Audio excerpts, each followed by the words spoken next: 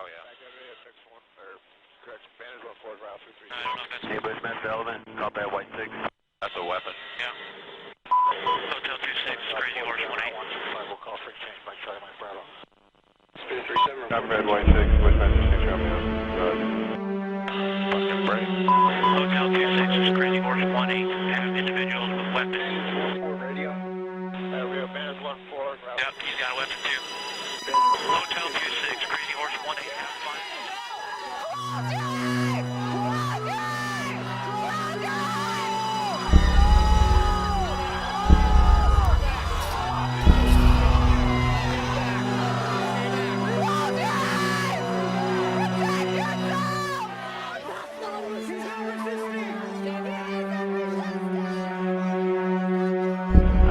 Bushman, Sullivan, copy We at got White an 6. RPG.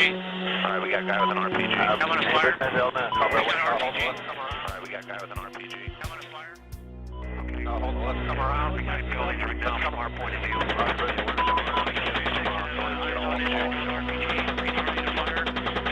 we got a guy shooting. Now he's behind the building. The ambulance. He was right in front of the Brad, about there 1 o'clock. Haven't seen anything since then. Just fucking, once you get on, just open up. Again, Roger. I see your element. You got about 4 Humvees right along this You're clear. Alright, firing. line here. With the state line. Let me know when you have it. Light them all up. Come on, fire. Hey, Roger.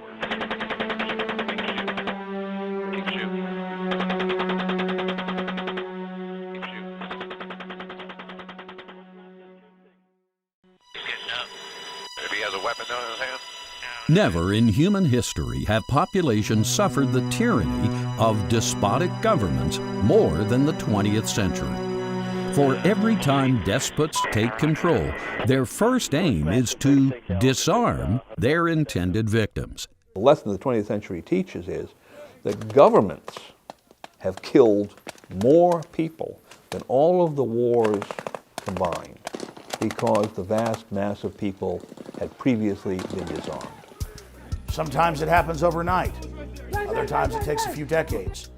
And the establishment will have the arms and the monopoly of arms, and so there's no check or balance on that arbitrary tyranny.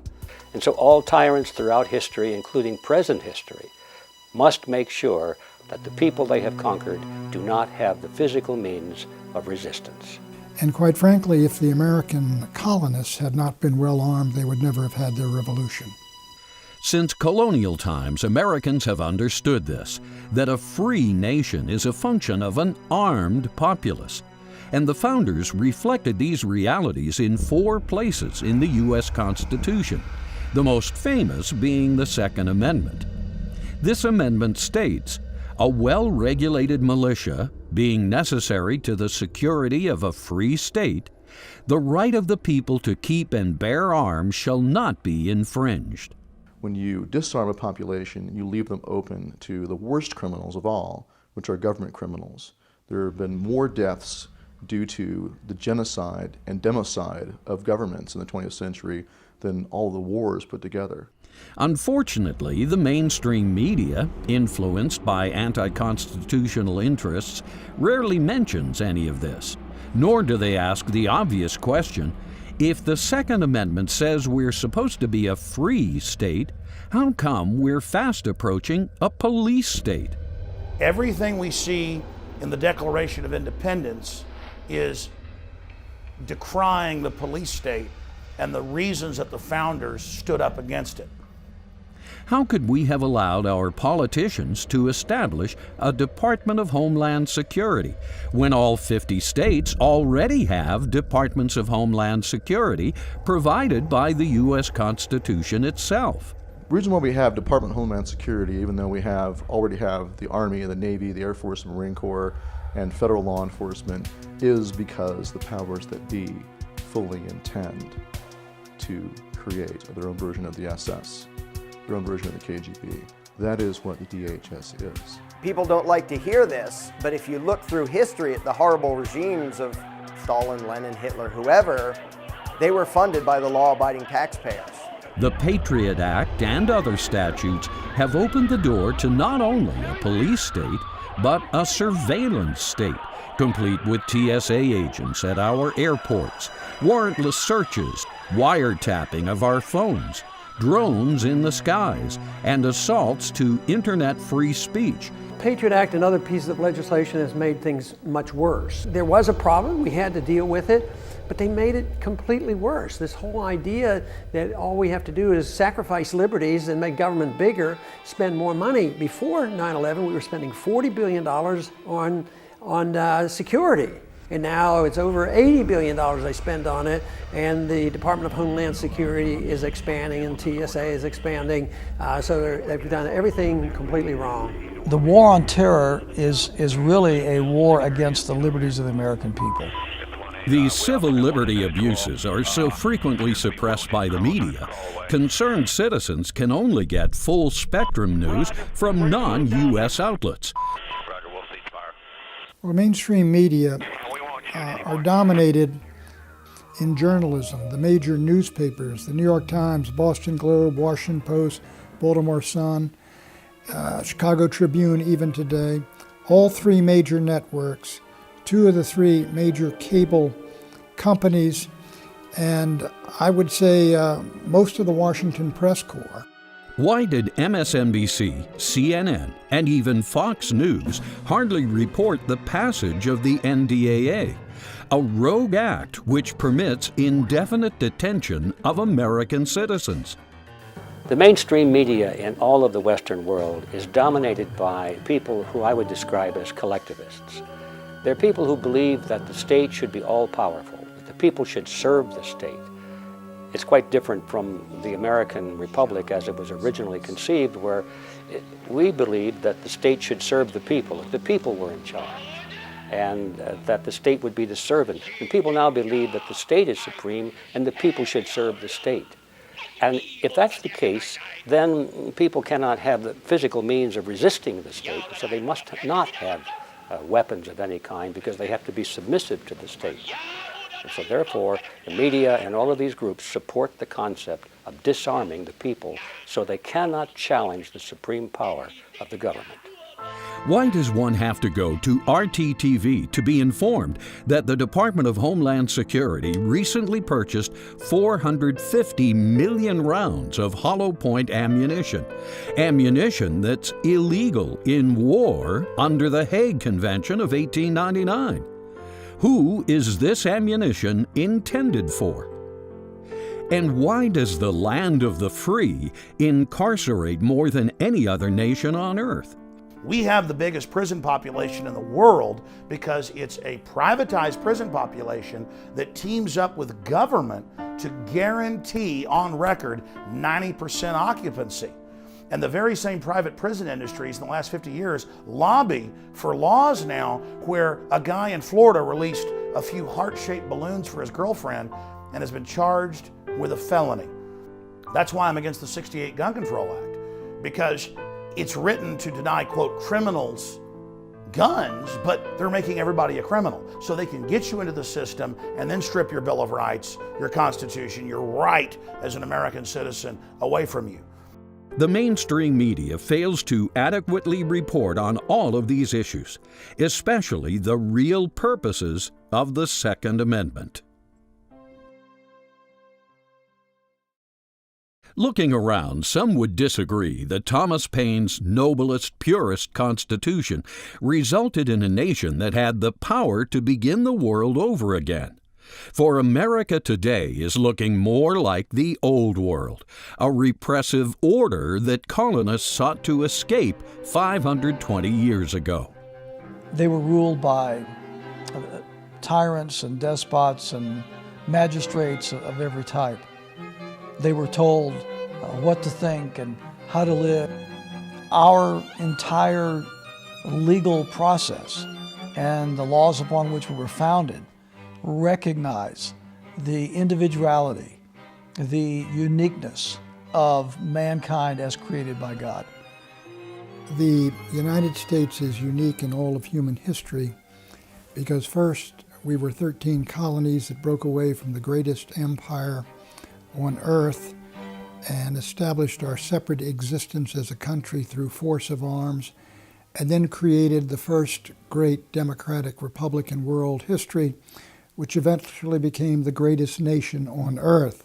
Let's take a closer look at the U.S. Constitution, in particular the Second Amendment, and see if we the people are applying it properly, as the Founding Fathers intended.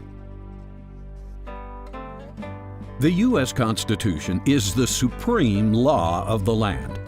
This means all other laws, statutes, regulations, codes, executive orders, and even Supreme Court precedents are secondary. The Constitution itself in Article 6 declares that it is the supreme law of the land. And essentially that relates to laws that are passed by subsidiary bodies such as the states or localities. And outside of the process of amendment, there is no law that can override the Constitution. The Constitution is comprised of basically two parts, the Articles and the Amendments. There are 7 articles and 27 amendments. Amendments are places where something has been added, changed, or deleted in the articles. The first 10 amendments are called the Bill of Rights, and they were drafted shortly after the 7 articles were written. Certain founders wanted to make absolutely sure we the people retained certain rights the new federal government could never take away. People wanted some absolute guaranteed bedrock rights. Hey, the federal government's not all powerful. Those rights are reserved to the states or the people. Among these are the right of the people to keep and bear arms. This right, stated in the Second Amendment, is one of the most famous of our rights. And since the Second Amendment is part of the U.S. Constitution, it too is the highest law in the land. Thus, no law, statute, Supreme Court ruling, or gun regulation takes priority over the Second Amendment. Even if it's popular, even if the great majority of people want to do it, like all these polls you see nowadays where they run around and see whether or not people support gun control, as if that would make it okay.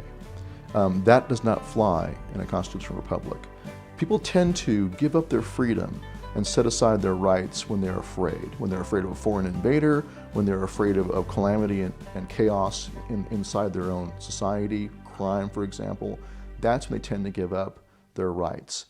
All of pre-constitutional American history, from the first colonies in 1650 onward, confirms that the right of the people to keep and bear arms was everywhere.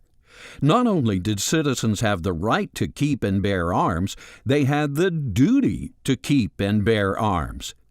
So if you look at the history of the militia and what we now talk about as the right of the people to keep and bear arms, you will see that actually it was a near universal duty of all able-bodied men in the colonial period to possess and to bear arms when they were necessary to defend the community. But certain interests, known as the gun control lobby, never acknowledged this.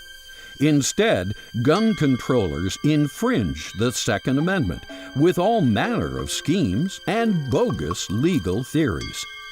Yeah, I know why sales of these weapons have been soaring in the last few days. It's down to idiots like you. Mr. Pratt, thank you for joining me.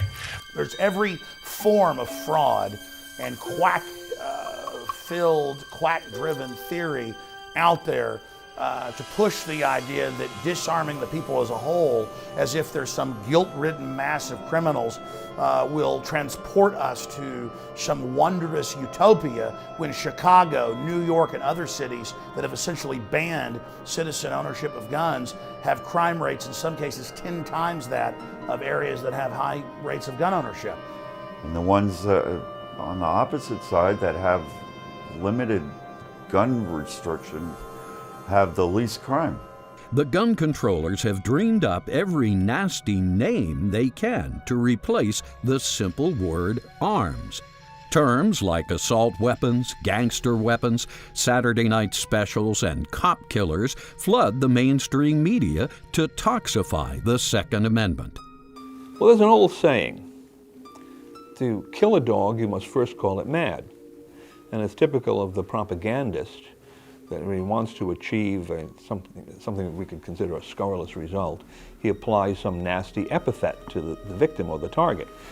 So if you look at the term assault rifle, it's that word assault. Or if you look at the term Saturday Night Special, that's directed to the accessibility of types of firearms. Then the concept of cop killer bullet, of course, draws the picture of the police officer being shot down in the line of duty. So if one were to follow the logic of that terminology to its ultimate extreme, most ammunition would have to be banned. And of course, that's the ultimate purpose. They either want to remove from the average person's possession a particular type of firearm, such as the so-called assault rifle, or make certain firearms inaccessible because only the rich can afford them. That's the Saturday Night Special logic. Or in the ultimate extreme, remove the ability to use most firearms by banning essentially all forms of ammunition. Where gun controllers can't demonize arms with nasty names, they work to limit their possession to what they call gun-free zones. The feel-good modifier, gun-free, is then attached to all manner of places. Thus, we get gun-free schools, gun-free airports, gun-free movie theaters, or simply gun-free zones. If these zones are generalized enough, they could theoretically be expanded to encompass the entire nation, if not the world. It should be obvious this is what the gun controllers are trying to do. Some of the strongest proponents in Texas came from people they've lost families because nobody was there with a gun that could have stopped some madman. So no, I think it would be less. It's never going to be a perfect society, but if we have total dependency on the government to take care of us and protect us, you can expect only bad results and bureaucracy and a lot of money spent and civil liberties violated. Gun-free zone is a particularly dangerous place for one to be, because theoretically there's nobody there that's going to be able to defend you or anybody else against a criminal who cares not to obey the gun-free zone sign. In fact, there's every reason to think that the most recent mass murderer sought out the school because he knew it would be a soft target. One can only hope that even the dullest of Americans will realize that any gun-free zone is actually a self-defense prohibition zone. Thus, a place where criminals and psychopaths are able to have their way with unarmed citizens. Some people argue that being armed will increase crime, but there's no evidence for this. And actually, this whole idea of a permit for concealed carry, it's better than not being allowed to own a gun, but it really isn't the solution. Everybody should have this right to conceal it or not conceal it. Ultimately, this provides a safer society, and I think some of these rampages could be stopped in the middle of them. Pundits never mention any of this, a clue that their gun control buddies' real objective is the eventual elimination of the right to keep and bear, leaving we the people defenseless against whatever usurpation and tyranny will surely follow. Nazi Germany, with its resultant Holocaust, serves as a perfect example. So when you look at the egregious and copious laws that have been levied against the right of the people to keep and bear arms, the founders wanted to be sure that the federal government understood that they had no power to infringe upon the right of the people to keep and bear arms. The Constitution is every American's reason, license, and permission to keep and bear arms. But judges often take issue with this. They wantonly abridge, infringe, or sacrifice fundamental rights on the grounds of some compelling governmental interest to act for the greater good. Socrates was asked, justice is in the interest of the subjects or is justice in the interest of the state? Now, the state does have a lawful constitutional mandate to protect itself. So this is where the the paradox occurs. People have a right to overthrow government, but government also has the constitutional responsibility to repel insurrection. But as Justice Hugo Black argued in Konigsberg v. State Bar of California, a government's most compelling interest is to protect its citizens in the enjoyment of life, liberty, and property. In fact, the only reason a citizen owes his allegiance is in exchange for such protection. We forget this often, of course, but under our form of government and our theory of government, not only the primary but the only legitimate function of government is the exercise of force to protect yours and my inherent inalienable rights. But priorities are now so twisted. If Congress enacted a law which required we the people to surrender our arms to the bat fee for immediate destruction, gun control nuts would think to do so demonstrated allegiance. Well, there are a number of actions that an individual could take if the government were to demand surrender of firearms. The first, of course, would be to bring some kind of judicial challenge, go into court and seek to have a declaratory judgment, injunction, or whatever entered. The second would be to pass specific statutes that preclude that action from taking place, that public officials cannot attempt to confiscate guns because the members of the militia would be required to possess those firearms. And of course, the third possibility is that people would simply not comply. And if large enough numbers of people refused to comply and it was made manifest, that would probably deter that type of legislation. Self-defense is the only recourse citizens have from common criminals when the police are not around. More ominously, self-defense is the only recourse citizens have in the event usurpers employ the police powers of the state to tyrannical ends.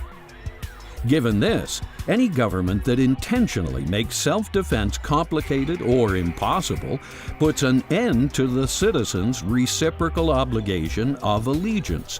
For such government is little more than a criminal conspiracy of rogue politicians operating under the guise of constitutional authority. Dianne Feinstein on 60 Minutes and other programs has said on record, our goal is that Mr. and Mrs. America turn in their firearms. Mr. and Mrs. America, turn them all in. I would have done it. And now they want their registration program, they want home inspections, they want you to get $1 million of liability insurance to own a gun. They want to make owning a firearm basically the equivalent of being a registered sex offender. And if they move for wider gun control, wider gun confiscation, we have to simply refuse to comply. The American people must say no. The very existence of any law intended to further a criminal conspiracy is thus itself a perfect legal reason for disobeying its commands. Any law, so-called law, contrary to the Constitution, is no law at all. It is null and void from inception. It has no force or effect. You owe no allegiance or obedience to that law or to those who would attempt to impose it upon you. If you give up your right to bear arms, all else is lost. If the government were to demand that citizens turn in their weapons, the constitutionally savvy response would be, come and take them. Spartans, lay down your weapons! MOLON, LABE, come and get them, as Leonidas bellowed to the Persian envoy at the Battle of Thermopylae in 350 BC.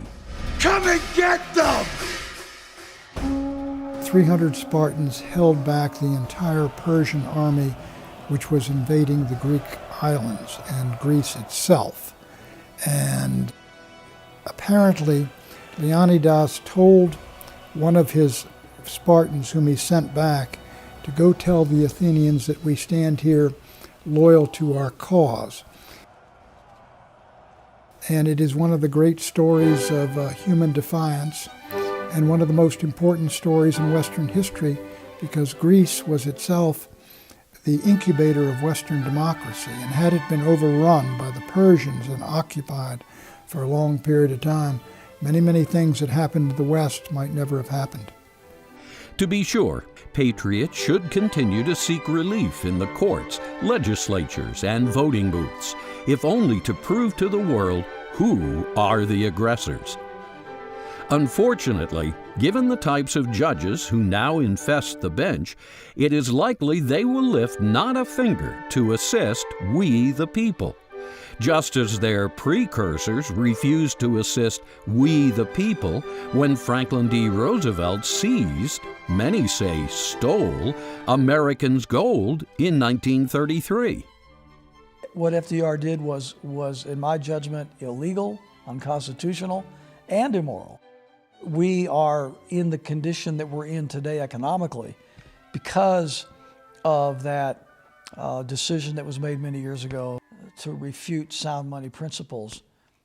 When Franklin Delano Roosevelt confiscated gold through the government, he took away the property of the citizens. Instead of defending the property, he stole the property. So it's axiomatic that that act alone was a direct violation of the purpose of the American Constitution. Thus, the great question facing this generation is whether it's enough to just rely on the last part of the Second Amendment and ignore the first, which states a well-regulated militia being necessary to the security of a free state. So the right of the people to keep and bear arms clause of the Second Amendment really takes us back to the purpose, which is a free state to be secured through a militia. The right of the people to keep and bear arms, therefore, is what is necessary to maintain that kind of militia structure. The founders were concerned that government, particularly the new federal government in Washington, be able to be kept in check by state militias, by the militia of the people. Would the founders write something into the Constitution that had no meaning, purpose, or effect? The Supreme Court asked this same question in Marbury v. Madison and concluded that it cannot be presumed that any clause in the Constitution is intended to be without effect. In fact, the Supreme Court asked and answered this question in 5 additional cases. For example, in Williams v. United States, the High Court found, in expounding the Constitution of the United States, every word must have its due force and appropriate meaning, for it is evident from the whole instrument that no word was unnecessarily used or needlessly added. The law is what it says, and it's meant to be taken at its word. And one can never presume that there's some provision in a law that was meant or ought to be disregarded. Now, people sometimes say, well, there are provisions in the Constitution that are somehow out of date today. Third Amendment, about the quartering of troops in private homes. But who's to say that that type of abuse would not arise today, and some public officials would try to quarter troops in private homes? When I argued the case that if you want to go to war in committee, Foreign Affairs Committee, if you want to go to war, you have to have a declaration of war, and made them vote on that. Of course, they wouldn't do. They said that part of the Constitution is anachronistic. So it's that attitude that has to be addressed. What about the monetary issue? They don't follow the rules on the monetary issue. So you could rewrite and deal with the imperfections and try to improve it, but it's the attitude of the people and the attitude of our representatives about the respect for the rule of law that has gone badly. So, if the Founding Fathers acknowledged the necessity of a militia in the Second Amendment, and the Supreme Court ruled that every clause is intended to have effect, how can we ignore the idea that a well-regulated militia is necessary? Maybe we simply don't understand what the militia is or why they are necessary. The militia of the several states differ from other institutions like the Standing Army, police, and other organizations in community defense in that they are a constitutionally mandated body of the people in arms. Much like the jury, you only trust the people themselves with judgment over their fellow man. You also trust the people themselves with their own security, with securing a free state. And as the Constitution makes clear in the Second Amendment, a well-regulated militia is necessary for the security of a free state. Perhaps the best way to describe the militia is to begin with an explanation of what it is not. The militia is not the Army, the Navy, the Marines, the Air Force, or even the troops. It's not the National Guard, Coast Guard, or the police. It's also not some vigilante group, UN peacekeepers, or NATO. A militia is a citizen-based state institution of self-defense, similar in spirit to volunteer firefighters. The Army of the United States exists by sufferance of Congress. The Navy of the United States, if we have a Navy in the United States, exists by the sufferance of Congress. The militia of the several states are not such. Their very existence is not even dependent on the Constitution of the United States, let alone the sufferance of Congress. So they have an independence and a locality. They are the original instruments of the exercise of the sovereign sword of the people of the United States. Philosophically, the militia could be said to have originated 2,000 years ago with Mark 12:31 in the New Testament. Love thy neighbor as thyself. With this comes the idea of self-defense and the obligation to protect loved ones as well as citizens of the community. In both Testaments, the Bible is replete with examples of good, godly men and women who resisted evil, wicked government, sometimes by force. The verse is often used where Simon Peter, in trying to defend Jesus in the Garden of Gethsemane, the Lord told Peter to put up his sword. He did not tell him to give up his sword. The Bible is absolutely replete with the principle of self-defense as being given to us by our Creator God. As Christians, we are not violence-prone, but whenever those who are wicked and evil assert their power against us and attempt to take away the fundamental rights that our Creator God has given us, then they have crossed the line, and we have every right under God to defend ourselves, our families, our community, our liberty, etc. Sir William Blackstone, the founder's legal mentor, argued that the right to self-defense was meaningless unless the citizen was able to effectuate that self-defense. The right of self-defense is inherent in the natural rights of men. These rights are granted by the Creator. Now, the only way you can maintain your life in this world where there's a lot of evil is very often to engage in vigorous self-defense in the protection of yourself, your family, your property, your home, your country. It's thus only natural that the earliest colonies would carry forward these principles. In fact, just about every one of the 13 colonies had a militia in one form or another, even 150 years before the Constitution was drafted. The militia were active in the American colonies from the very beginning. If you look at every colonial charter where the king granted certain powers to his favorites to go over to North America and set up some kind of colony, he always directed them to form what later became militia, to arm and train all of the inhabitants of these plantations, as they were called. War of Independence comes, the states are no longer colonies, they continue with their militia structures. The Constitution is ratified and it incorporates the militia of the several states. And Congress, in fact, is required to organize, arm, discipline, and provide for the training of the militia and to call them forth for certain purposes of the general government of the United States. So Congress cannot remove them from the system. So they're permanent parts of the structure in the same way that Congress, the President, the Supreme Court, and the states are permanent parts of the structure. The militia in most states continued on for another 150 until they were phased out by the military-industrial complex that President Eisenhower warned us about. In the councils of government, we must guard against the acquisition of unwarranted influence, whether sought or unsought, by the military-industrial complex. The potential for the disastrous rise of misplaced power exists and will persist. We must never let the weight of this combination endanger our liberties or democratic processes. We have a national emergency, something going on. Central authority or federal government takes over and brings in all of the militia from the states, forms them into a giant army that is then used against, in the case of the Civil War, the rebels in the South. But then after the war is over, these armies continue to exist. And they weren't gonna, because they keep saying, well, we have threat to the nation. The threat's still there.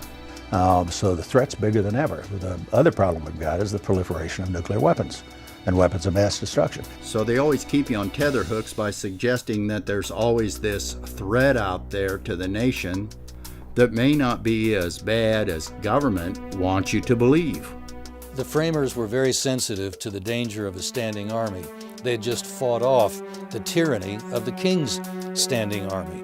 And so they did not want to see their new government with a continuing army.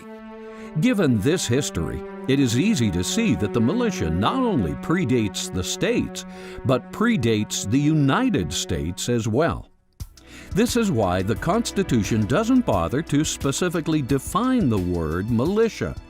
In 1776, everyone knew what the militia were.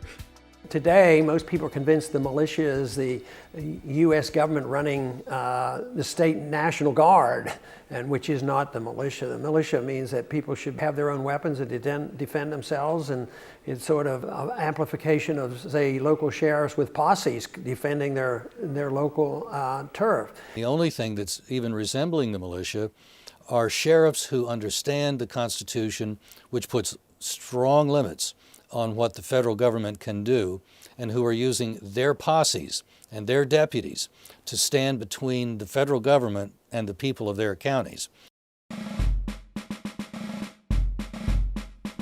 But let's take a deeper look at the militia and try to discover why the founders felt it was necessary to the security of a free state. The phrase revitalization of the militia means taking the more or less moribund structure that we now have, the so-called unorganized militia, and applying to it the necessary constitutional principles of organization. And of course that would mean, number one, near universal membership by all adults. Number two, possession of firearms by most adults. Number three, some kind of training. We go down the list.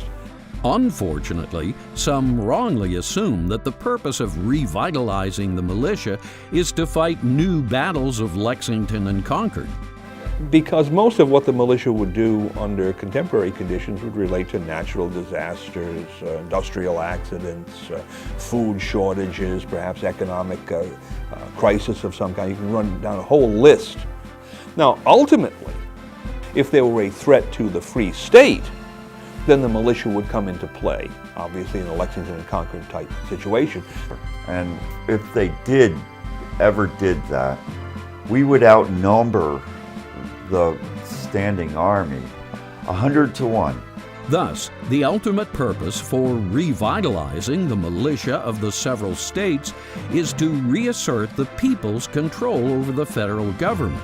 The federal government is supposed to be a government of enumerated and limited powers, and yet they've twisted and interpreted the Constitution to mean the exact opposite. The federal government has all powers not expressly forbidden. Fortunately, we don't have to rely on even the Second Amendment by itself, for the Constitution acknowledges and describes the functions of militia in 3 additional clauses. Article 1, Section 8, Clause 15, Article 1, Section 8, Clause 16, and Article 2, Section 2, Clause 1. Article 1, Section 8, Clause 15 states that the Congress may call forth the militia for 3 purposes: to execute the laws of the Union, to suppress insurrections, and to repel invasions. By giving power to Congress to provide for organizing, arming, and disciplining, we gave ourselves the ability, the mechanism to create over time a greater degree of uniformity in arms, in tactics, in strategy, our ability to fight together. We also gave to Congress the power to govern such part of the militia as might be called into the actual service of the United States, and we've exercised that power from the very beginning of the very first Militia Act passed shortly after the adoption of the Constitution. Contrary to the gun control lobby's mission to disband the militia, Article 1, Section 8, Clause 16 clearly shows that Congress is supposed to nurture the militia. After all, the exact language of suppressing insurrections and repelling invasions sure sounds like what the Department of Homeland Security claims they have a mandate to do. But do they? Well, I think there's no doubt the Department of Homeland Security wants to take over, and they would want to reverse everything that the militia stands for. They want to hold guns, and they don't want the people to hold guns. The people are bad because they're a danger to us. So yes, it's just another attempt to centralize power. Our founders would be aghast of that because they didn't want to have a national police force. They didn't want standing armies even. So it's quite a bit different. So I think that whole trend toward the Department of Homeland Security is a very bad sign. The reason I voted against it and the reason I vote to try to stop it.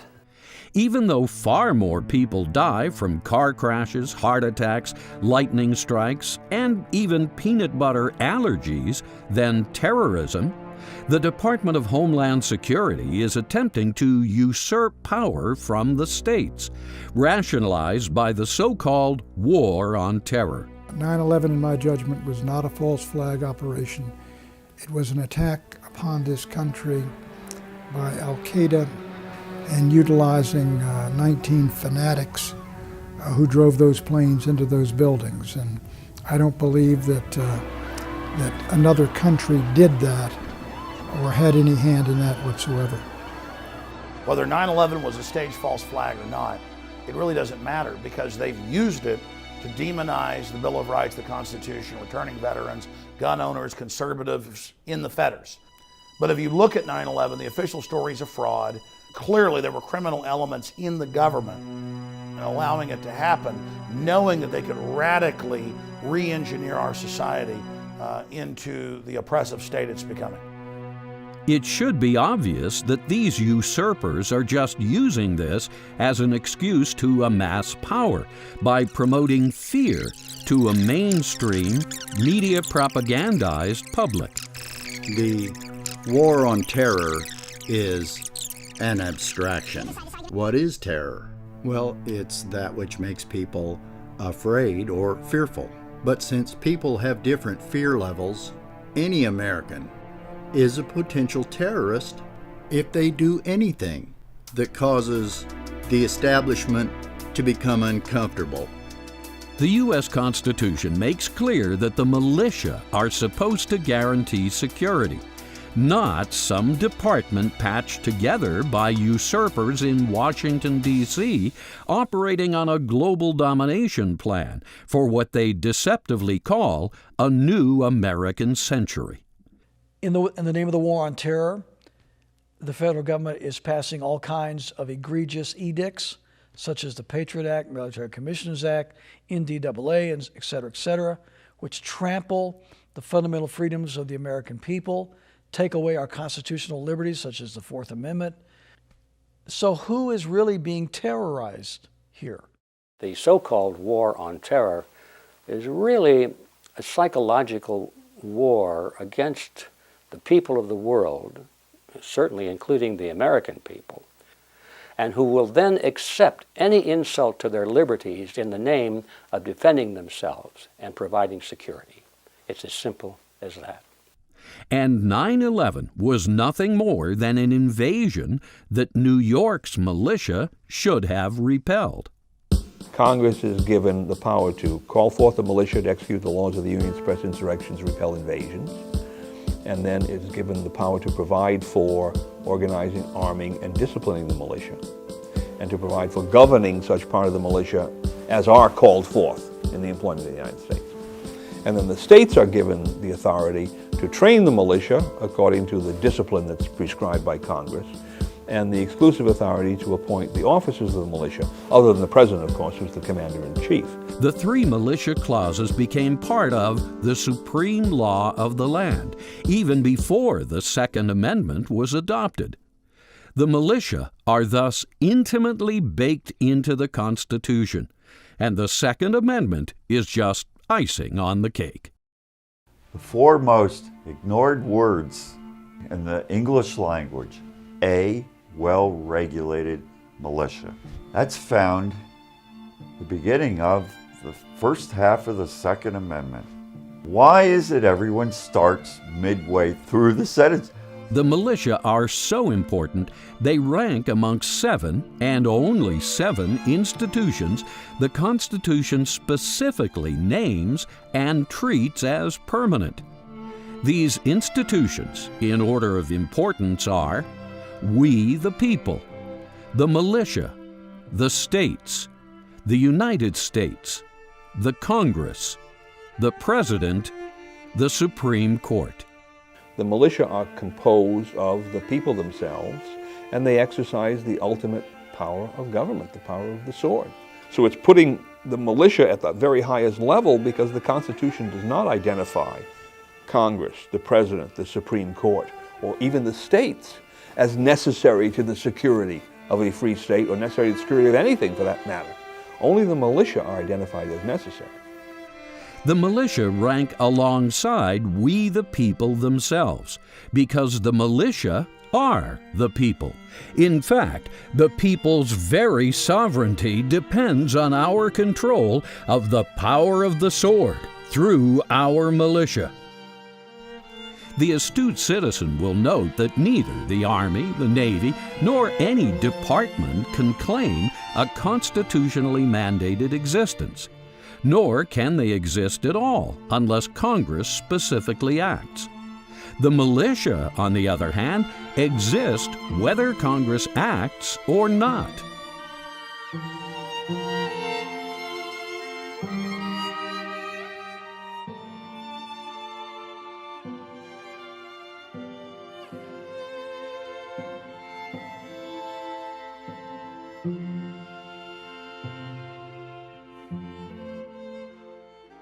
Who wants to be governed?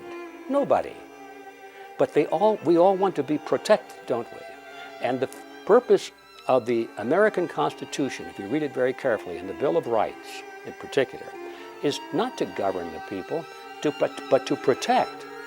The Constitution does not recognize a militia of the United States.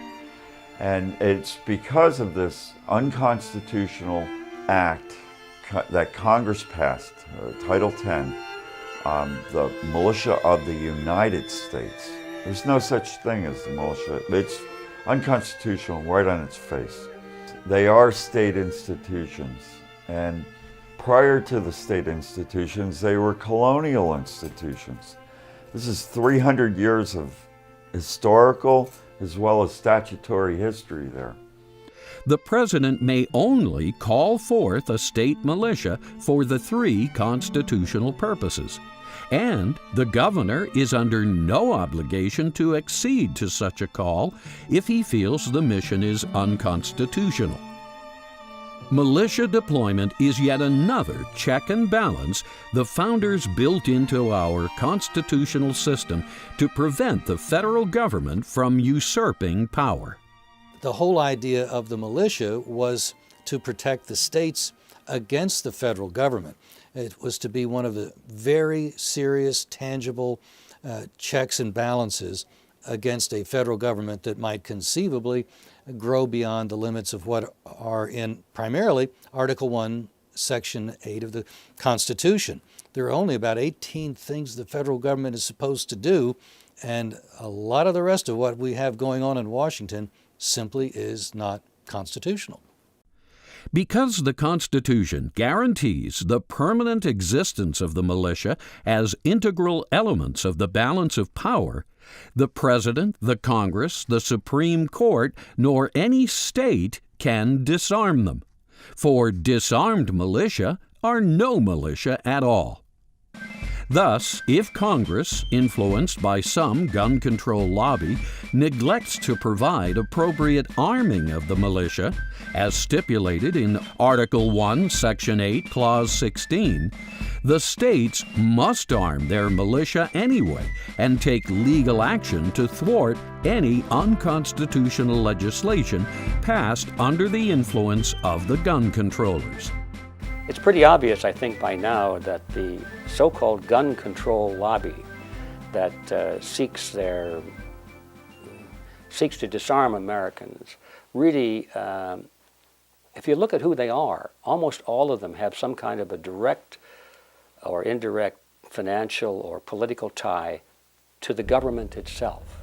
And since we know that governments, especially powerful, tyrannical governments, do not want citizens to be armed, and they're all for gun control, it's not difficult to understand why the people who are either in government or who are dependent upon government or close to government in some way should be in the vanguard calling for gun control.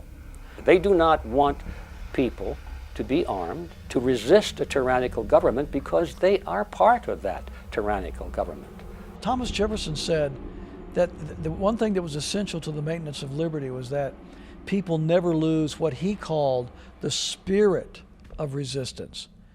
Whenever we see any attempt to strip us of our fundamental freedoms, especially the freedom of the right to keep and bear arms, there can be no compromise. The line in the sand must be drawn on this issue, or the First Amendment and all the other amendments to our Constitution are really irrelevant. The founders wrote the U.S. Constitution so we, the people, would always have our state militia to guarantee there will be no repeat of tyranny like that suffered under King George. King George III was an angel compared to people we have running the New World Order today. The final equation, what we face, is a much, much darker thing than our forebears did. Politically, militarily, they were facing an enemy just as powerful, who'd never been defeated before. They were ragtag. King George was just an oppressive pig who wanted to suck off people. It is foolish, however, to think that tyrants and usurpers only existed in 1776. Such mentalities are quite active today. And when such tyrants and usurpers enact gun control statutes banning weapons that compromise the militia's ability to perform their duties, again, any state so affected has the constitutional authority to counter such rogue statutes by enacting its own legislation, requiring its citizens to possess the banned weapons for militia duty anyway. When you have a dictatorship or an authoritarian government, truth becomes treasonous. There are even limits on freedom of speech. There should be on our right to own a gun as well. So if states simply revitalize their militia, and one of the clauses in that revitalization statute says, well, every member of our militia is required to possess a firearm, then he can treat that, and the state government will treat that as a militia firearm, and of course the militia are governmental institutions, then all of those individuals within each state would now come under the exemptions or exceptions of the gun control statutes that already exist. Thus, a federal statute from the gun controllers banning rifles, for instance, could not supersede a state militia law, because such statute would not have been made in pursuance of the Constitution, but in contempt of the Constitution. Again, the Supreme Court's decision in Norton v. Shelby County reminds us that, quote, an unconstitutional act is not a law. It imposes no duties. It is in legal contemplation, as inoperative as though it had never been passed. End quote. Another area, the states could simply pass legislation saying that these gun-controlled statutes are not going to be applied. The militia structure is part of the Constitution. So there's no way that Congress can pass a statute that somehow makes an inroad on the militia, disarms the militia, for instance, because the Constitution itself prevents it. The Supremacy Clause doesn't even come into play there. The states can be standing on their constitutional authority to maintain the militia of the several states in an armed manner. Even if a gun control law were valid in the benighted District of Columbia, it would not be valid in the states because maintenance of the militia is one of the primary attributes of state sovereignty, which the Constitution explicitly recognizes. Congress cannot pass any legislation that abridges any attribute of state sovereignty. Henry David Thoreau is one of the guys in history who he's still famous, even though he said some things that are still pretty darn radical. And he recognized that having respect for politician commands, which they call laws, isn't really worth anything. It doesn't do humanity any good. In fact, it does the opposite, because it will lead people to do things that otherwise they would recognize as evil because, well, it's the law. We have to follow the law. Even if it doesn't match our own morals and our own virtues, we have to follow it because it's the law. Thus, all general gun control legislation emanating from the federal government is subject to being disregarded and rendered ineffective by the states on the basis of the militia clauses in the Constitution alone, with no reference to the Second Amendment even necessary. It's only the people who stand up against it who see the brute force inherent in all government. The people who went along with slavery when it was legal, they didn't get in trouble. The people who saw that as evil and say, we're not going to put up with that. I don't care if you call it law. We're not going to put up with that. They're the ones who saw the violent inherent in the system. Bear in mind, in drafting the Constitution, the Founding Fathers made no attempt to disband the militia, not even to clear ground for some new military establishment under the rubric of militia. The militia was an important part of the concept of the new republic.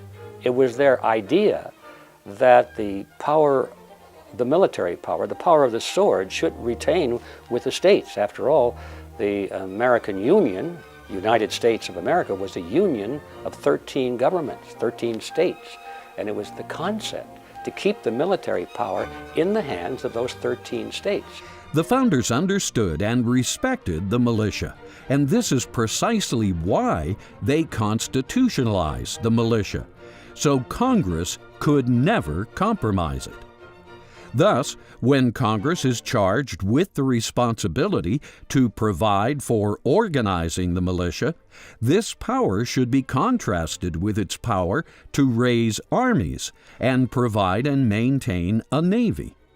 The Army and the Navy is a creature, an entity of the federal government itself.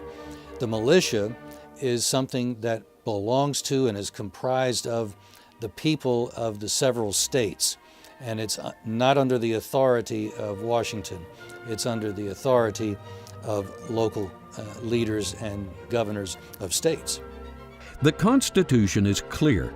Congress has the option, but not the obligation, to raise an army and provide a navy, whereas the militia are permanent and must be accommodated by Congress as part of the very sovereignty of we the people. The military-industrial complex is thus unconstitutional to the degree it supports the deterioration of the militia. Military-industrial complex is just, for definition purposes, the giant corporations that arise around support services, providing support services to the military. And that would usually be tanks and guns and weapons and ammo. They get an inordinate amount of influence over the American government with their wealth and power, with their money. They start influencing politicians, and that has an undue effect on just government because it distorts the process of government as defined in the Constitution, where it is the people. As a group of individuals, all of us as a family of Americans ruling over our own government. The military-industrial complex, the rise of a permanent, established, standing army, and the industrial complex that supports it is unconstitutional to the degree that it supplants the militia and erodes the responsibility and duty and the ability of the people to serve in that capacity. We must never let the weight of this combination endanger our liberties or democratic processes. Of the three requirements for the militia, organization, arms, and discipline, arms are the most important, for even a rabble can eventually organize and develop discipline if at least armed. But unarmed people are almost always helpless, hapless, and hopeless. They're not culturally brought up to know how to defend yourself. If you're taught how to use a sword or a pistol or your fist, you're being brought up by people that are teaching you to not be a slave. If you're brought up in the nanny state, then you're being brought up to be a slave. Slaves are disarmed, and then they're financially disarmed. Their jobs are taken. Their families are broken up until you enter a North Korean type situation, the dream of all statists. To ensure the militia would always be able to arm itself, the founders did not charge Congress with the exclusive responsibility for arming citizens. It should be obvious that were the provision of arms a government monopoly, it would be easy for any usurper or tyrant to disarm the population by refusing to provide arms. The British had embargoed the importation of ball and powder, ammunition, so that the founders might have their musket, might have their Brown Bess rifle, but they wouldn't have any ammunition for it. So they developed their own domestic sources for those. In a report to expose the ease of buying this 50 caliber military-style sniper rifle, I wanted to make sure I could buy ammunition. That turned out to be as easy as ordering flowers. The lesson still is a good one today. We need to be able to count on domestic sources for the production of firearms and ammunition in the United States. In addition, the framers wanted numerous outlets around the country where citizens could purchase arms, so no monopoly, public or private, could develop. And Drew Griffin of CNN Special Investigations Unit is joining us now. Pretty eye-opening report, Drew. Have there been attempts to regulate the sale of ammo online? Per the Constitution, we the people are supposed to keep our own firearms in our own possession at all times. They believed that it was the responsibility of the citizens to choose the arms that they wanted to use and to become familiar with them and to have a sense of possession with them, because after all, it was their responsibility to use those arms. And then, of course, the ultimate purpose of the militia, the maintenance of a free state, looks to the possibility of usurpation and tyranny. Usurpation and tyranny by whom? By public officials. They're the only ones who can usurp and tyrannize by definition. So if the arms of the militia were kept in armories or magazines under the control of public officials who might themselves be the usurpers and the tyrants, then obviously the militia could not possibly function to overturn usurpation and tyranny. Obviously, these strategies provide the only way to guarantee effectiveness of a militia against usurpation and tyranny. The militia of the several states still exists. It was never outlawed because it was never shut down. It never did cease to exist. There was no law, no act ever passed that says there won't be any more militias. It's just that they have succeeded in convincing people that that authority of the militia no longer exists. The permanent incorporation of the militia into the Constitution requires the states to train and maintain their militia, whatever Congress may or may not do. And this is quite feasible, for we train at schools, colleges, and vocation classes 3, 4, or 5 times a week. Attend churches 3 or 4 times a month, and even take such things as music lessons 50 times a year. Most of the men of the colonies were church-going men. They would have their church services in the morning, and then they would go out into the lawn, into the places nearby, and then they would drill as militia in the afternoon. So why can't we attend militia training just 3 or 4 times a year? After all, this training could be the most important of all, for it provides the very security that makes all the other training even possible. If there were something resembling the Swiss system, a universal militia, there would be a much greater likelihood that if somebody were unstable, that they would be spotted, because they would be put at least 2 or 3 weeks a year in a kind of intense period.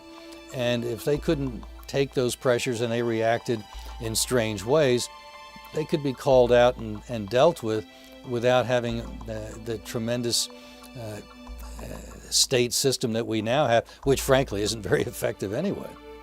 It would only be a short time before men and women in the community spotted individuals who were unstable. If I walked into a gun store to you and I look like a nut, a crazy person, would you sell me a gun?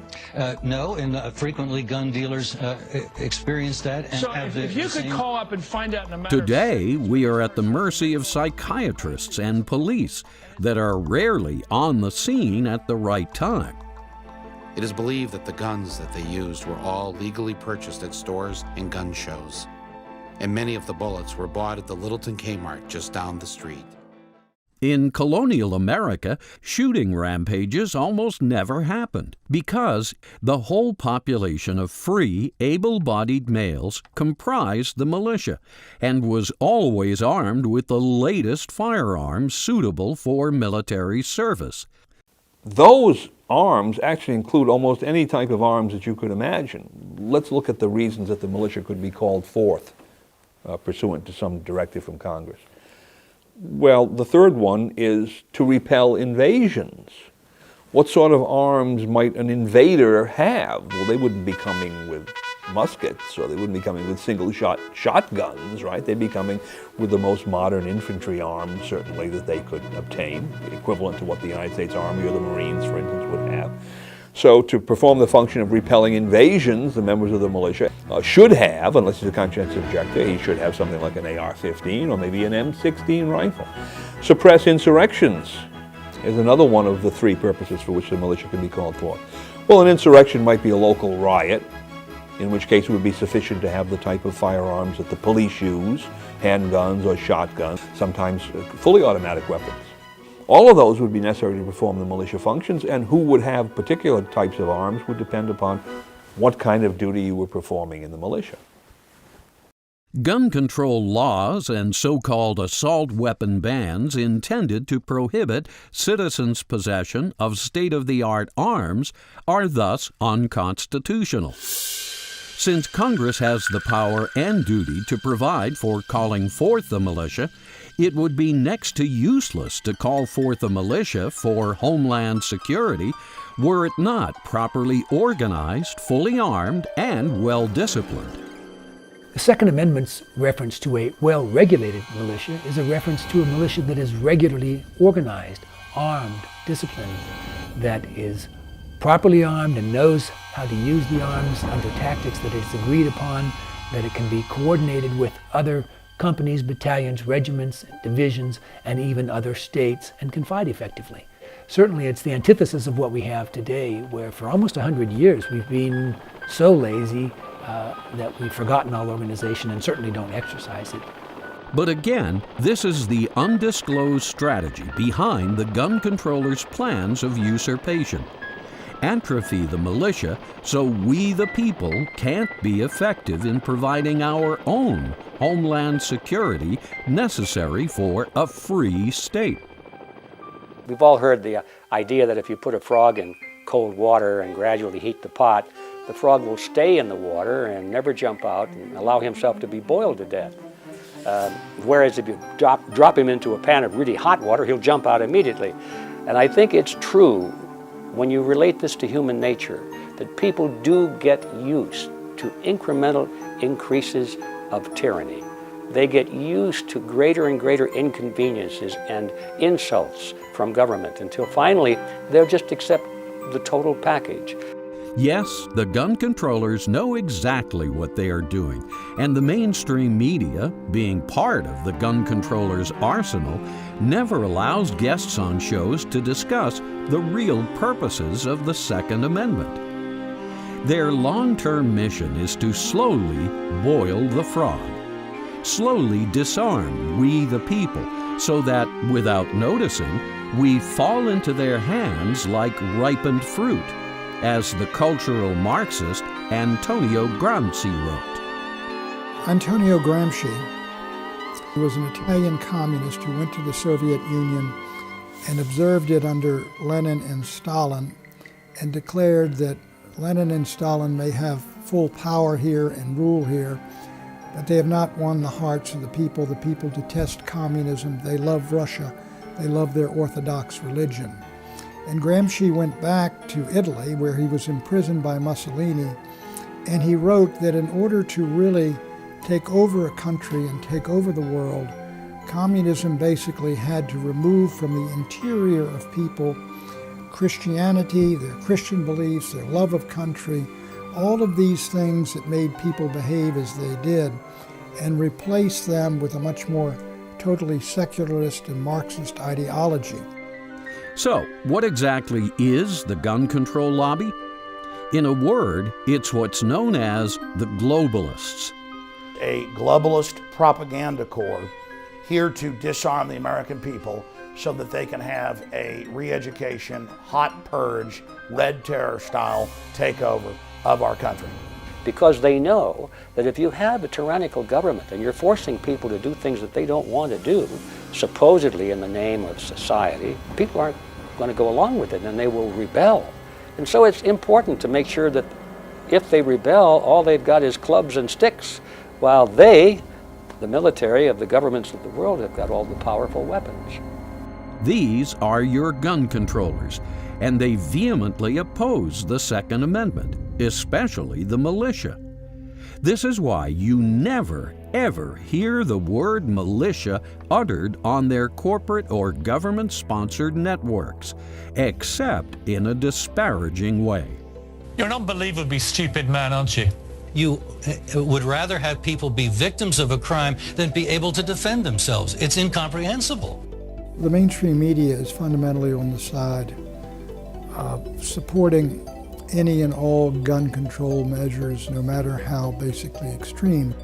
And they basically push this unified front that you're bad because you believe in the Second Amendment that this country was founded on. 1776 happened because the Redcoats came for the ball and powder. They came for the guns. Texas got founded because Santa Anna tried to disarm Texans who'd become Mexican citizens. So the truth is, the people demonizing the Second Amendment are the real enemies of the Republic.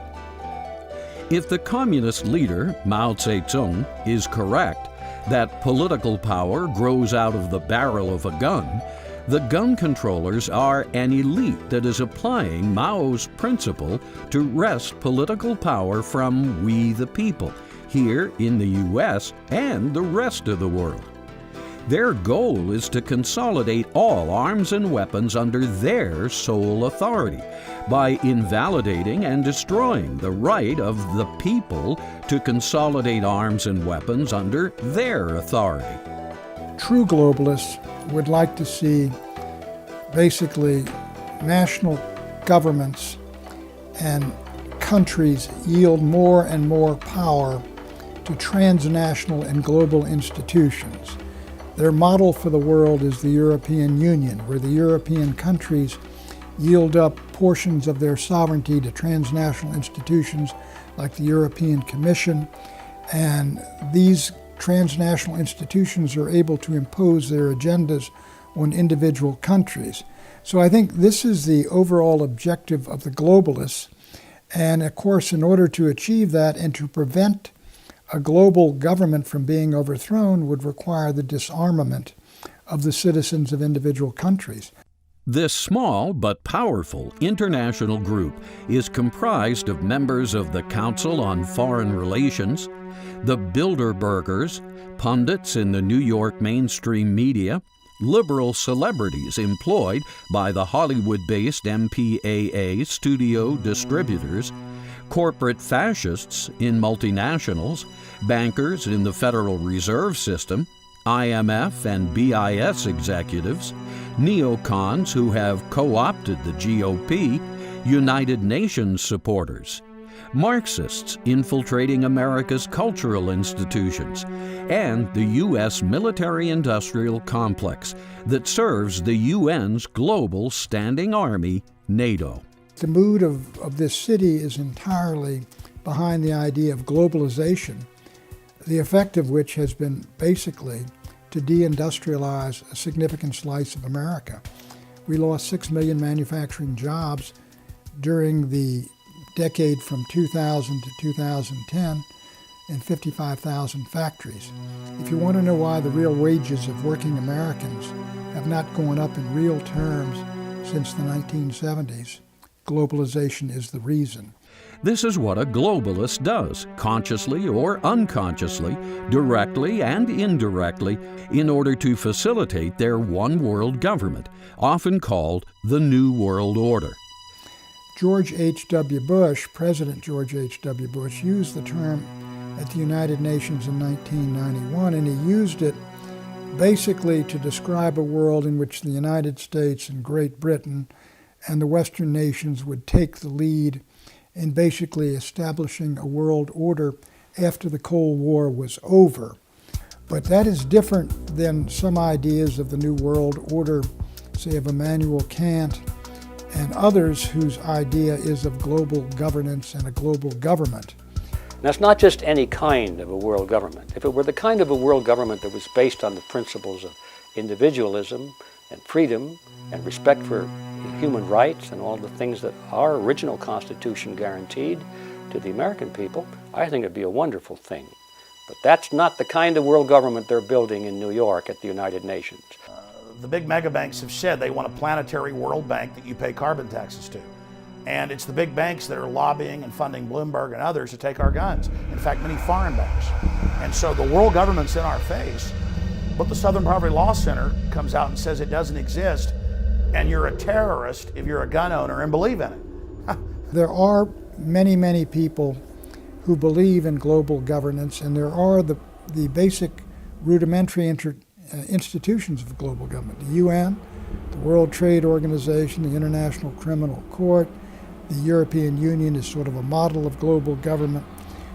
So that's what they're trying to build, and I suppose some of them think that it's in the best interest of society, but whether you agree or not, the fact is that if they succeed, you as an individual and I as individuals will not have the right to do anything without permission of the state. And we'll be totally regimented, and I think it'll be George Orwell's 1984 finally arrived. The skeptic should at least acknowledge this. Since the Constitution guarantees a republican form of limited government and a free state, anyone who works against these principles has to be suspect. The Constitution of the United States guarantees to all of the states a republican form of government. And inasmuch as the United States is made up solely of the states, and all of the states must have a republican form of government, it follows that the United States as a collective is a republican form of government.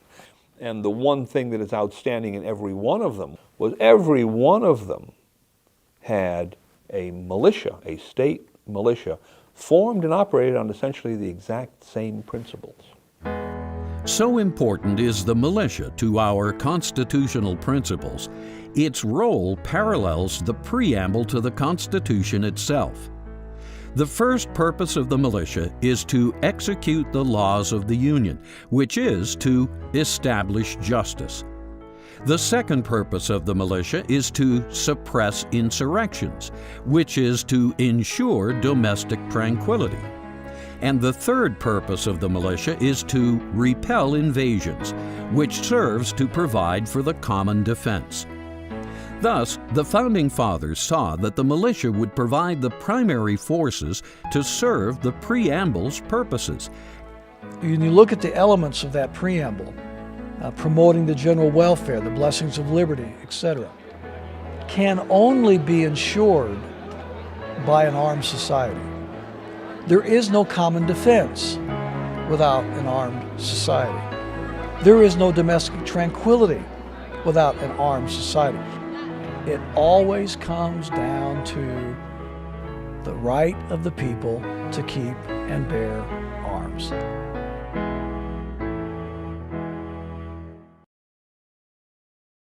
Usurpation and tyranny by individuals in high office are bound to be abnormal situations and constitute the most serious possible violations of the Constitution.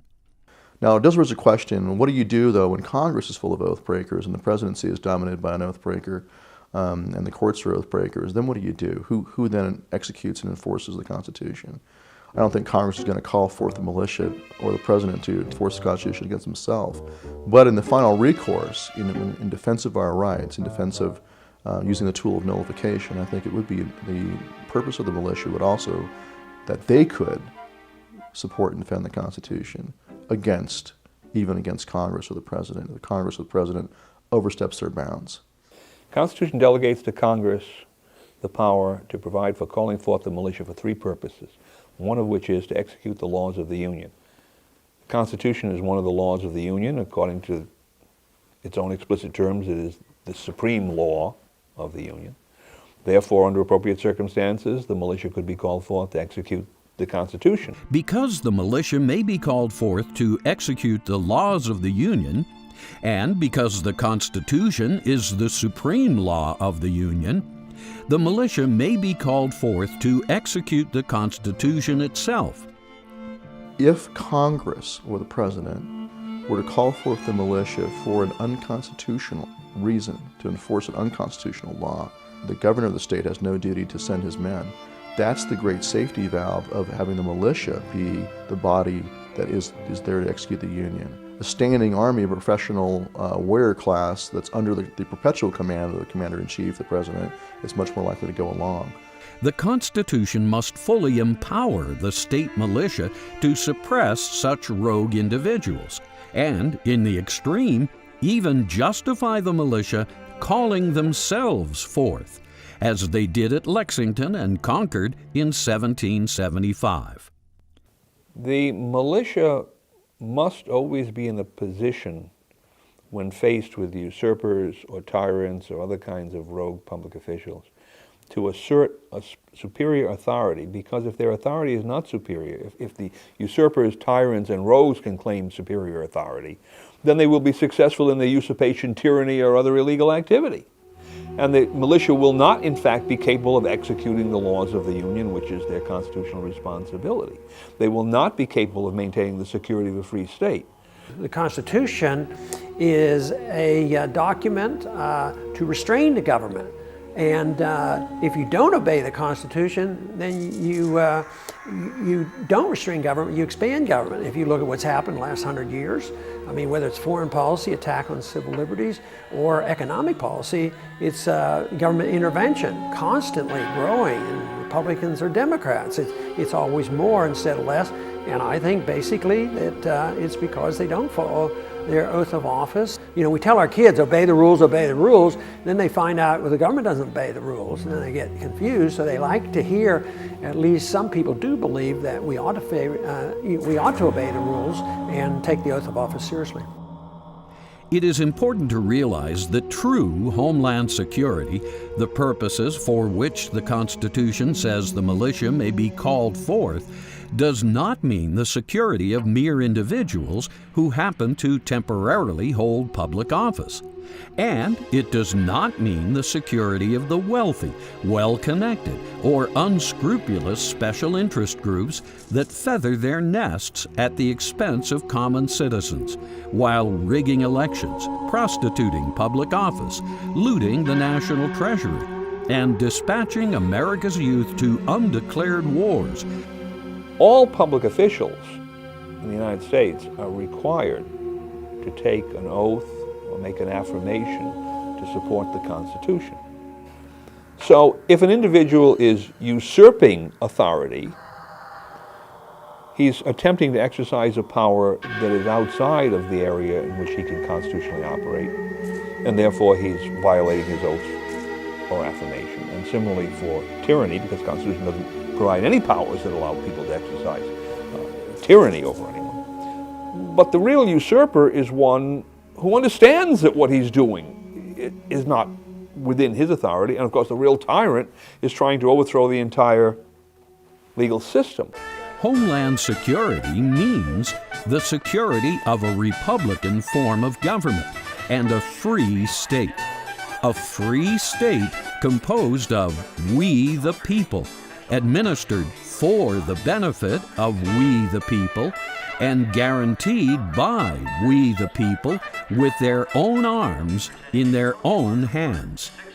Homeland security is the globalist system to absorb the old republic and federalize things. The citizen spies, the surveillance, all of it. And interestingly enough, Homeland Security 10 years ago hired consultants from the former Soviet Union and East Germany to come over and set it up.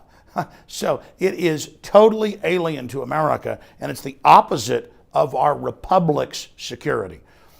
So, to be constitutionally legitimate, any program of homeland security must be fashioned around the militia of the several states, not the armed forces or national intelligence agencies, and especially not some cabinet-level department in Washington, D.C., constructed like the Ministry of Interior of an East European Stalinist regime of the 1950s. They didn't call it Homeland Security, they called it security of the motherland or the fatherland, that sort of thing. I guess it was Russia that called it the motherland, and the Germans called it the fatherland, and we call it the homeland, and so forth. But it's all the same concept, and the idea is that it's supposed to protect us against some horrible tragedy, an invasion, or some crime, some invading army or terrorism or something like that. And the people usually go along with it because they're scared to death. They need to be protected, they think. And so the concepts are exactly the same. There's nothing new in the Department of Homeland Security in the United States that didn't exist in these previous tyrannical systems except one thing, and that is the technology has advanced a lot since then. And the Homeland Security can now do much, much more in the way of controlling people than any of those other regimes could dream of doing. In the wake of 9/11, neither Congress, the President, nor any elected official even considered a constitutional solution to the problem of homeland security, as Americans routinely did for some 300 years prior. It's as if the power elite in Washington, D.C. has forgotten that the Constitution even exists.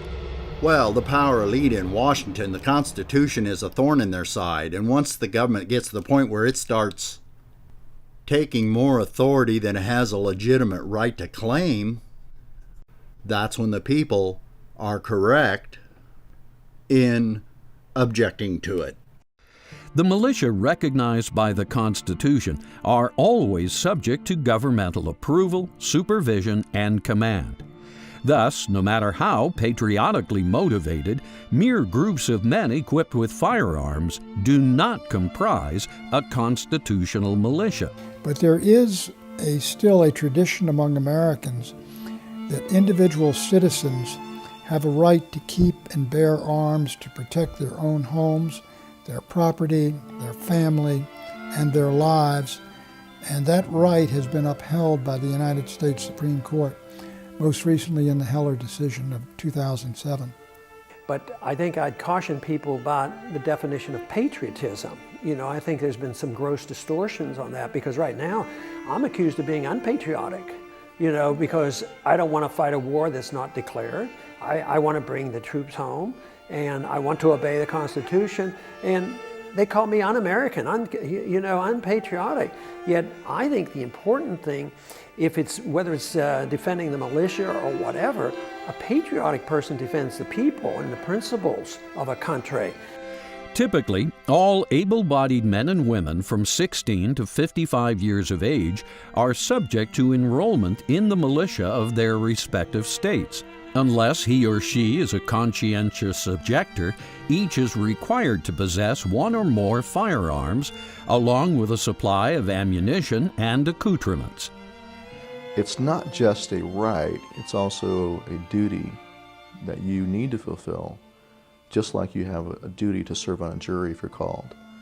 If you leave that to the so-called professionals, you will wind up with a warrior class over you who eventually will see themselves as separate, as above you, superior to you, and you as a second-class citizen. If you are the militia, if you are the militia of the people and responsible for your own security, that's much less likely to happen. So it's incredibly important for everyone to accept that duty and step up. Thus, if this is what the supreme law of the land requires, how can a gun control lobby of either public officials or private citizens be legally pushing to disarm American citizens? There are some members of the gun control lobby who really, in a sense, don't understand what they're doing. They may have a good faith belief that these various gun control provisions that they're proposing will have a good effect, and they simply don't think about or don't understand the constitutional ramifications of what they're doing. On the other hand, there are many people in the gun control lobby to whom one cannot attribute ignorance. And I take in particular ones who are public officials. They have taken an oath to support the Constitution. And when you take an oath or affirmation to support the Constitution, you're at least implicitly saying that you understand what the Constitution means, because you can't possibly support something that you don't understand what it means. Given what the Second Amendment stands for, and given the clear contradictions in the goals of the gun control lobby, how is the promotion of contemporary gun control laws not a subversive, even criminal activity? You're a hatchet man of the New World Order. Okay. You're a hatchet man. You're not going to pull on America's heartstrings. They know your script, okay? You're not going to get our guns. I've pointed out that Piers Morgan and all these other globalist agents are engaged in criminal acts. That's why I've said deporting. They are here engaged in subterfuge, trying to overthrow our established republic and our law. And you have free speech as a citizen, but you do not have free speech when you try to overthrow the Bill of Rights and the Constitution and the Declaration of Independence. Well, their purpose ultimately here is to take arms out of the hands of the people. And ultimately this will destroy the security of a free state, because unarmed people through the militia are the security of a free state. And what happens if you don't have a free state? Well, you have some other kind of state. The absolute nature of the right of the people to keep and bear arms is precisely what one would expect from the Second Amendment's precept that a well-regulated militia is necessary to the security of a free state. Therefore, a free state is one in which everyone possesses his own firearms, knows why he is armed, opposes every attempt to disarm him, and, with his arms and training, fulfills his duties to provide security in just proportion with everyone else. A free state is a limited government created simply to defend the free state itself, so that the people, the juries, the grand juries, the voters, the citizens, the posse, the militia, the civil defense can bring lawbreakers, criminals, murderers to justice in a people's tribunal, in a people's court. In a free state, the right of the people to keep and bear arms is absolute. Anything less could never provide adequate security. It would always enable a police state to develop. The police would always end up outgunning the common citizens. Another Stalin's Russia, Nazi Germany, or Mao's China. Second Amendment says a well-regulated militia being necessary to the security of a free state. Was that some kind of delusional statement on the part of the Founding Fathers? A free state is one in which the people themselves are the sovereigns. The people are the ultimate governors. The sovereign in any society is that group which controls the ultimate force in society. If you're going to have a dictatorship, then the dictator and his cronies and a standing army or secret police force or whatever will have that power. If you're going to have popular sovereignty, then the people will have that power. The YouTube film entitled Innocents Betrayed, produced by Jews for the Preservation of Firearms Ownership, documents the hopelessness of populations that have been disarmed or outgunned by their governments throughout history. What happens when self-defense is against the law? What happens when the protectors become the predators? What happens when innocents are betrayed? Imagine that 2/3 of all Americans disappear. The police are not meant to be able to outgun the citizens. We didn't even have police forces until New York in the 1840s, and then they were famous gangs that abused people. It's the citizens that are the real police, but now the servants are trying to become the masters, and that's basically what's been happening. The Founding Fathers would have looked at our modern police forces as standing armies of a kind. The police should not be allowed to outgun the common citizens, because the common citizens are supposed to be functioning in the militia. The militia is supposed to be a check and balance against standing armies. If the police are looked at as standing armies, then clearly the militia should have firearms at least as good as what the police have in case the police should go rogue. Thus, unfettered private possession of arms is absolutely necessary for the security of a free state. Only private possession of state-of-the-art arms can maximize both readiness and deterrence, particularly against usurpers and tyrants in office, who historically have proven to be most dangerous to every free state.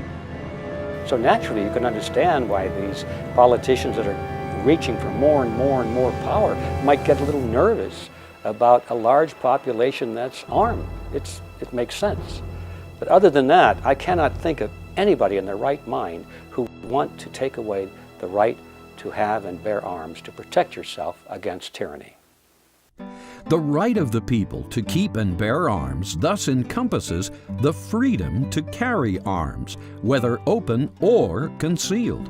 It also encompasses the necessity to assemble with such arms in constant readiness for militia purposes. It's absurd to think that law-abiding citizens that are well-armed, you're going to have something as absurd as like a shootout at the OK Corral. That would be something like a Pierce Morgan would say.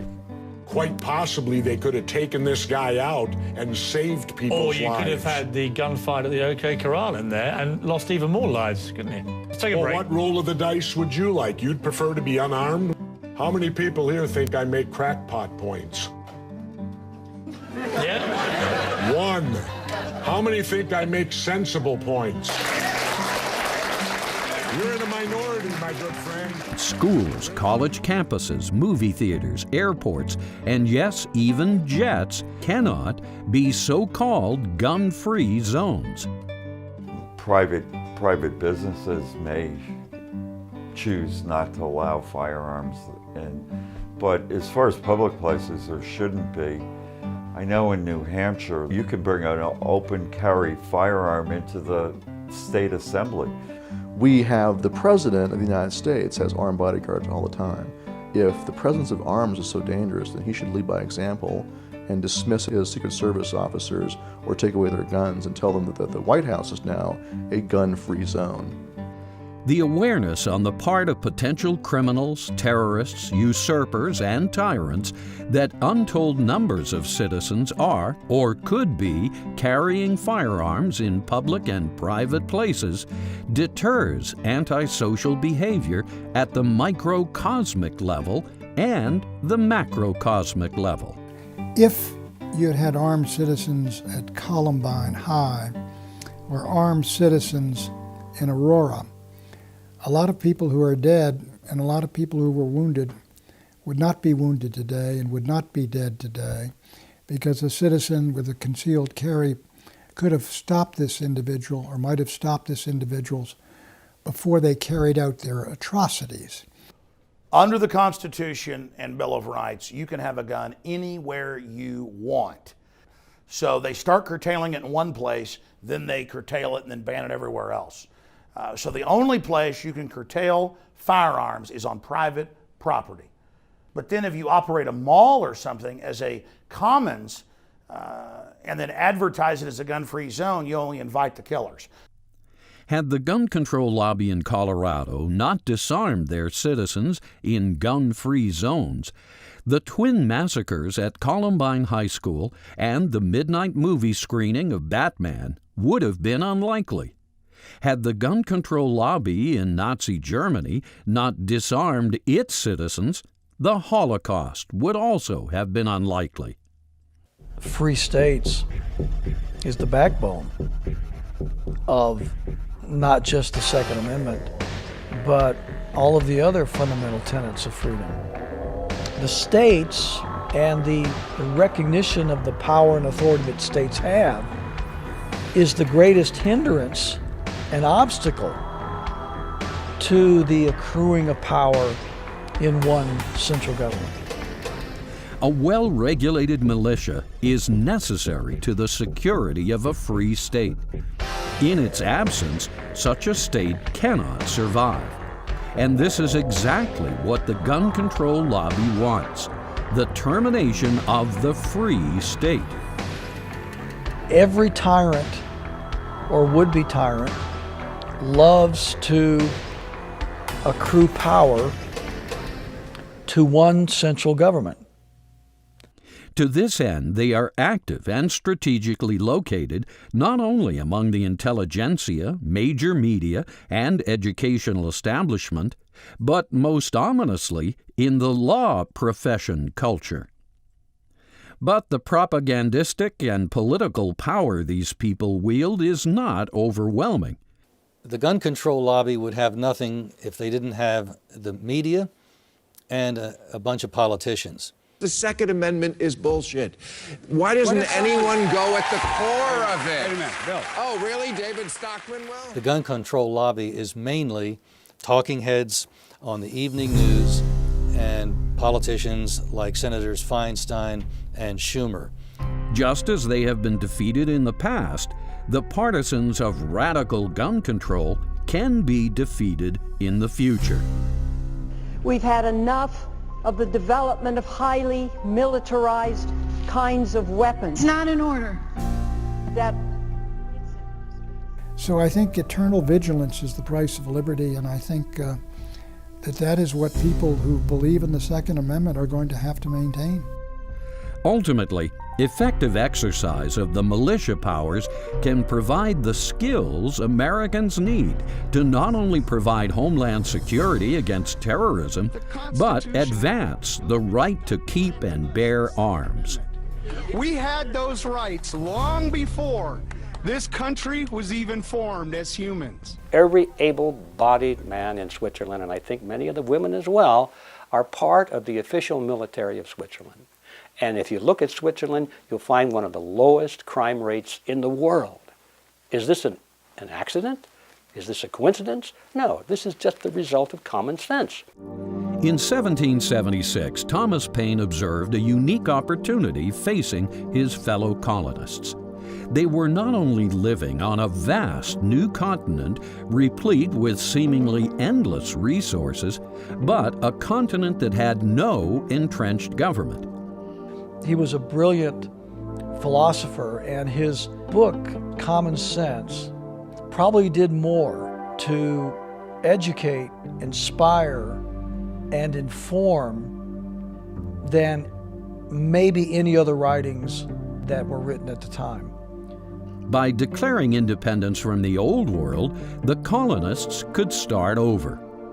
They could create a brand new country with a brand new type of government, one that had never existed before. Not only did Thomas Paine see this opportunity to begin the world again, so did other political geniuses. And these sages converged on 18th century Philadelphia to draft what became the two most important political documents ever written: the Declaration of Independence and the United States Constitution. They wanted George Washington to be king, as a matter of fact. Many of the people in America assumed, well, now we won the war, so who's our new king going to be? And that little group of men in Philadelphia that drafted the new Constitution, I don't know where they came from, but they were students, they were scholars, and they were men of such great principle that they rejected that offer of power for themselves. They said, no, we're going to break with tradition. We're not going to take over power over the people. We're going to build a new system where the people are in charge. They are the sovereign ones. That had never been done before. The Constitution was the blueprint for a real new world order, not the cheap imitation globalists and their gun controllers are trying to foist upon populations today. The New World Order, of course, that they have in mind is a globalist government where national boundaries are diminished for the betterment of the global traders. But in order to achieve that, you have to have international law. You have to have a police arm in order to create this global economy that you salivate over. That's the New World Order that they see. And the desire for global trade, again, that the British Empire had instituted. And many, many countries had fallen victim to that international law that the Crown was implementing globally. The United States was the first major breakaway of a major colony from a great monarchical imperial power in Europe, which then dominated the world. And the breakaway was not only successful in establishing American independence and freedom, but the Americans created a republic, a new kind of government, which served as a model for peoples all over the world and was a tremendous success and became the strongest, most powerful, most successful, and richest country on earth. They always say, oh, you want that old Constitution. The Constitution is the most revolutionary idea ever. What the globalists are going back to is 3,000, 4,000, 5,000-year-old Egyptian or Babylonian or even Middle Age domination from 1,000 years ago. They're the old world order. Tyrants and combines and victim disarmament and enslaved peasants is the old world. The Republic in America is the real New World Order. The founders' New World Order was based on 4,000 years of experience with previous governments. What did these governments do right? What did they do wrong? All of this thought was hammered into the U.S. Constitution. The history of the Constitution's peculiar taking notice of and peculiar clauses governing the perpetuation of the militia of the several states into our larger compound constitutional order was the history of a couple hundred years experience of self-government on this continent. Tried and true methods that were perfected in all the statutes and the constitutions or charters of the several colonies and then the constitutions of the several states, and the experience of trying to use on a large scale that element of our defense during the War of Independence, and the frustrations and trial and error there were all crystallized into the clauses of our current Constitution. 236 years later, this noble Constitution has guided 13 sparsely populated colonies to a free nation of over 300 million, what Thomas Paine would surely characterize as the noblest, purest nation on the face of the earth. The idea that people could govern themselves was relatively new.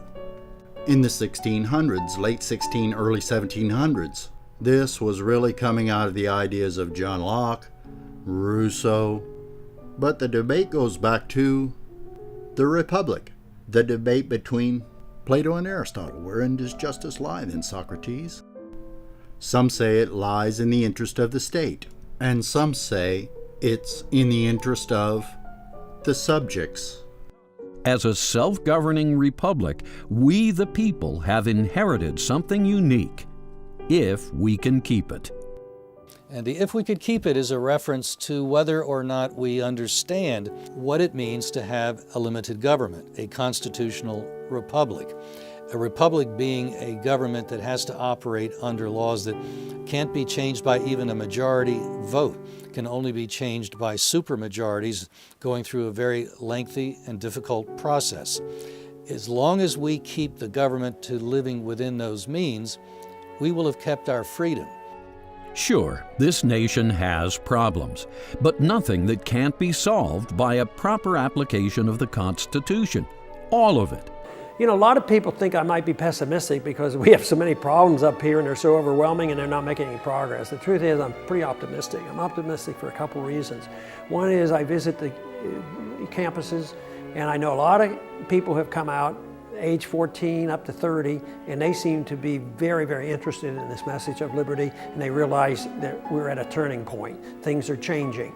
But one of the things that I think is very important is the educational system. And that is the reason I have such a soft spot in my heart for homeschooling. I believe homeschooling can overcome, even though it's a small percentage of people now, I think it's going to continue to grow. And I think people that have homeschooling are much more likely to reach the right conclusions than if you depend on a government school that's going to preach pro-government stuff. The government-approved spectrum of ideas is always about, well, how much should they take of what you earn? How much should they control you? You know, should we have a 3% tax increase or a 2% tax decrease? And that is pitched as if that is the entire spectrum of possible ideas you can have. And if some wacko comes along and says, how about if we each spend our own money? The concept is so foreign to most people because they never heard that in school, that they don't know how to process it. And all this time, they thought they were open-minded. They thought they were being exposed to all these different views, when basically they just got a few flavors of tyranny. The most hopeful sign that we will be able to keep it is the probability that 80 million gun owners in America understand the principles behind the Second Amendment. Obvious to them is the concept that gun ownership is not only about self-defense, hunting, and target shooting. It's about keeping our freedoms and way of life. It's a nice environment. It's a nice place. The gun owners of America have what I would call a subconscious understanding of the real purpose of the Second Amendment. For a long time, they focused on what would really be called shooting sports, hunting or target shooting. More recently, the emphasis has been on personal protection. If you limit the American public's access to semi-automatic technology, you limit their ability to survive. If someone's invading your house, I mean, you shouldn't say you should only have 5 or 6 shots. You ought to have what you need to protect yourself, a woman should, not what some politician thinks is reasonable. But there's a recognition now coming to the fore that you cannot defend a community against tyranny through an individual right to keep and bear arms. And the individual hiding in his cellar with his own handgun or rifle is not going to be an effective deterrent, let alone be able effectively to resist. You need community organization, community self-defense, and of course the word for that in the Constitution, or words for that in the Constitution, a well-regulated militia. This subject, known as the power of the sword, is not complex. Even if MOLON LABE is your first exposure, there is no reason you cannot quickly master the key points and pass them on. There's an inexorable drive on the part of people to have government assert greater and greater power over individuals and their decision-making, over the economy, and over politics. And the only guarantee of a free people is eternal vigilance and a willingness to resist and oppose what's going on. Self-government is not a spectator sport. And if you are not governing yourself, someone else is going to appear to govern you. There will be some kind of government there. And if it isn't popular sovereignty, it will be unpopular sovereignty in one sense or another. And you can imagine what that something else will be, simply looking at all of those societies in the 20th century that went down the other road, where the people let the bureaucrats or the standing army or whatever, eventually the dictator and the secret police, serve the exclusive role of governance. And then the people became the subjects of that governance instead of the controllers of that governance. So, what are we going to do about the usurpers and rogue politicians working against the U.S. Constitution? What are we going to do about the globalists seeking a return to the old world order, an order saturated with war and chaos, oligarchy and totalitarianism? The founders pulled America out of this quicksand 2 centuries ago, and their vision of liberty remains the world's hope to this very day. But liberty is a tide that ebbs and flows, an evasive luxury that only remains abundant when certain principles are applied. And one of those principles, the necessity of a well-regulated militia, is found in the Second Amendment. The amendment that guarantees America's freedom.